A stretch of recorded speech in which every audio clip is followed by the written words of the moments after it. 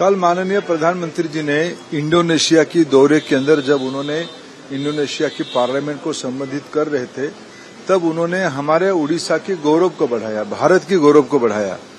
उन्होंने उड़ीसा की अनन्य जननेता स्वर्गीय श्री बिजू पटनायक जी के बारे में उल्लेख किया।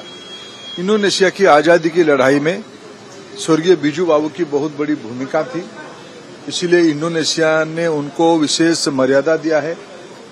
इंडोनेशिया की जनता के अंदर बिजू बाबू के लिए अलग स्थान था, वो भारत के लिए स्थान था। प्रधानमंत्री जी ने सही तरीके से कल उसको स्मरण करके भारत की गौरव को बढ़ाया है। विशेष करके हम उड़िया वासियों की ओर से उनका आभार प्रकट करते हैं। उन्होंने उड़ीसा की मान मर्यादा वैश्विक स्तर पर बढ़ाने के लिए। इंडोनेशिया को भी मैं आभार प्रकट करता हूं, उन्होंने प्रधानमंत्री जी की द्विपाक्षिक संबंध की उत्कृष्ट उदाहरण है। कल शिक्षा विभाग की ओर से प्रधानमंत्री जी ने IIM बेंगलुरु जैसे महत्वपूर्ण संस्था को इंडोनेशिया में खोलने के लिए अनुमति दिया है।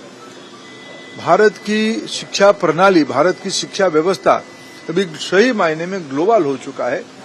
IIM दुबई में भी खुला है, IIT अबू धाबी में खुला है, IIT अफ्रीकन कंट्रीज में खुला है।